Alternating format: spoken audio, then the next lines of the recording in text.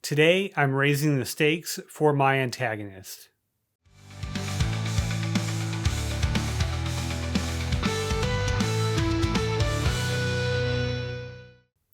Welcome back to Writer's Theory. I'm James Winterthorn, and this is day 31 of my writing a novel. My intent here is to, of course, write a novel in less than 90 days, and I've been writing pretty good for the past 30 days or so, and today is day 31. Yesterday, we met the antagonist, Cecilia Shaw. We changed point of view from our protagonist, Cole Mercer, to now the antagonist and our villainous character, Celia Shaw. And this so far has been a character development chapter. So we're seeing the antagonist and seeing what kind of person he is. And that was most of yesterday's effort, where he power played a young kid who had no power at all. And we're going to wrap that interaction up and start another interaction in which my intent here is to raise the stakes, and we can see what's on the line for Shaw and why he does the things that he does, or at least to start down that path. I don't want to explain everything right away because that would be boring and uneventful, but we do want to set a stage for why a character acts the way he does. So, let's not waste any time. Let's get into the first part of day 31. So I have him wrapping up his interactions with Patty here, and I still want it to be awkward for the young man, so that's my intent with these last few lines of their interaction.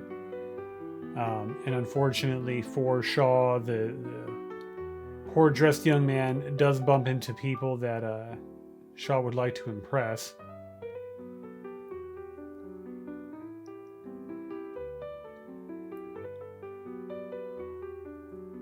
And so here I wanted this particular character to share the same look and appreciation for opulence that Shaw has here.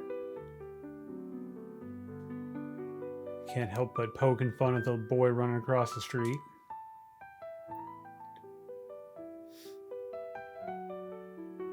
And so I've changed the setting from, or the intent, where I wanted the story to take place, because originally I think I wanted it to take place in Kansas, and part of it does, but I think I'm going to wrap it up being in Colorado. Just seems to work better for the direction that these characters are going. And so even among his equals, there still has to be an expression of wealth. And at this time, I think whiskey wasn't as celebrated as it is today, but brandy certainly would have been. And so this is where we now have an allusion to some people getting out of jail, and of course we'll come to find out later that those people that broke out of jail were in fact Mercer and Alvarez. And in my head, I don't know how I'm going to tie these things together yet. So I have a narrative gap and a problem right now that I'll solve. I'll figure out how I want to do this in a way that it's believable. But I did have this intent of Cole going to confront Shaw at some point, and then of course being jailed. He doesn't have the message with him, the damning evidence, and that becomes our plot later. That becomes the thing that he has to get to then reveal what Shaw has done. But I did want to embed in here that Mercer already had some kind of interaction, that something has happened here previously to this scene going on, previous to anything that we know quite yet. So I have to solve that yet, which is why you can see me pondering what I'm trying to say now, because I haven't quite figured it out.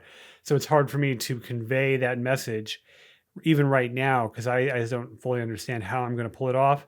I just know that I'll get there and I'll come up with a solution.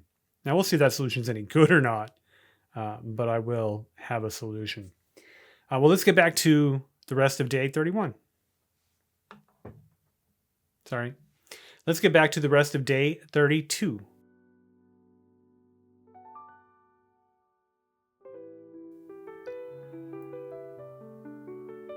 So we have like them referencing a breakout of the jail there.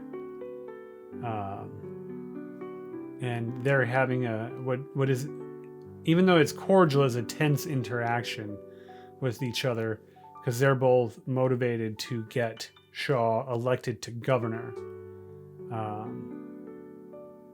And they know what's in each other's, the skeletons that are in each other's closets. And they certainly don't need that information coming to light.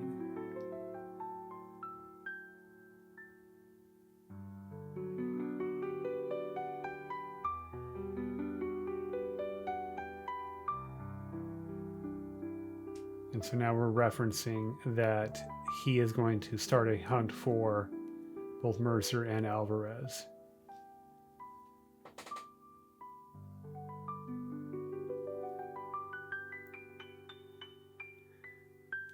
I still wanted Shaw, even though like this is an uncomfortable thing, I wanted him to still exert his control over not only the situation with Mercer, but in this scene with Robert, I wanted him to just still be in control.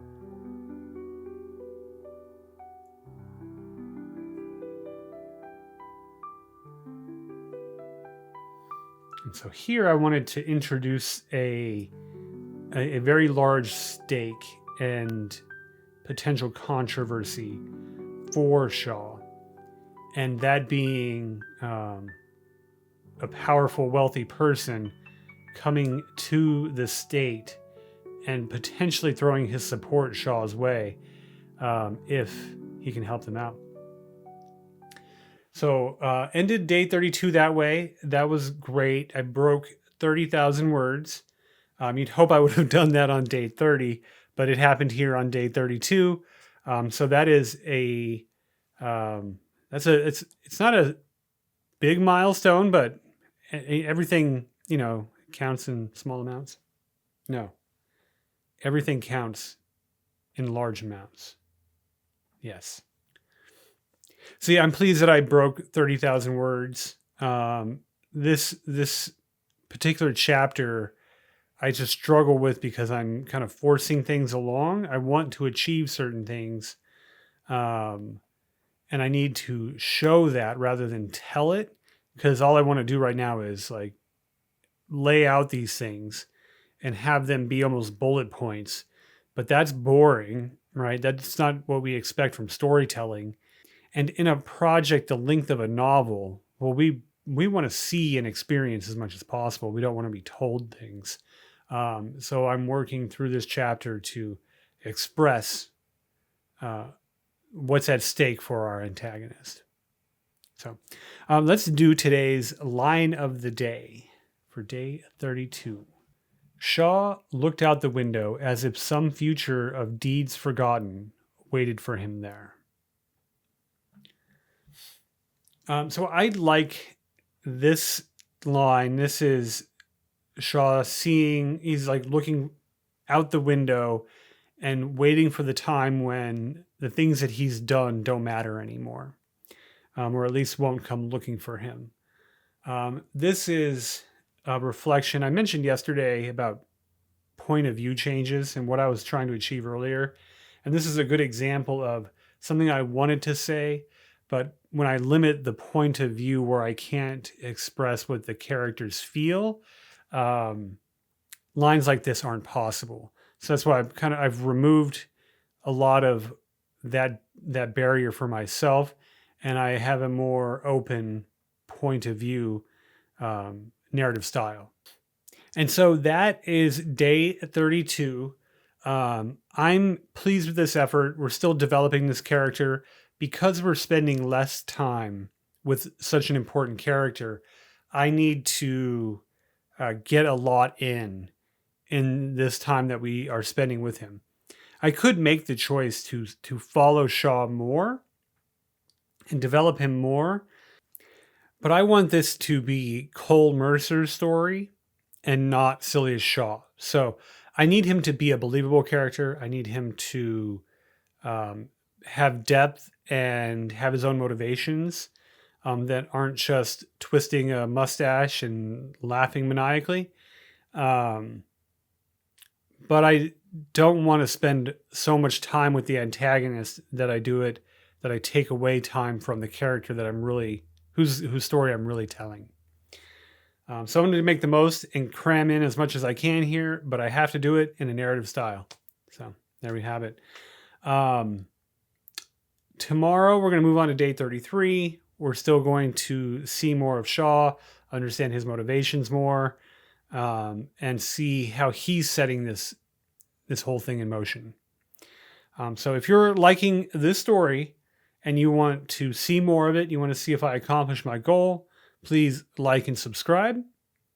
We'll carry on with our writing tomorrow, and I will see you then.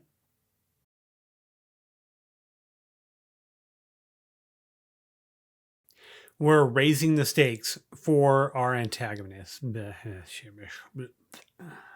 in my head, I don't know how I'm going to tie these things together yet,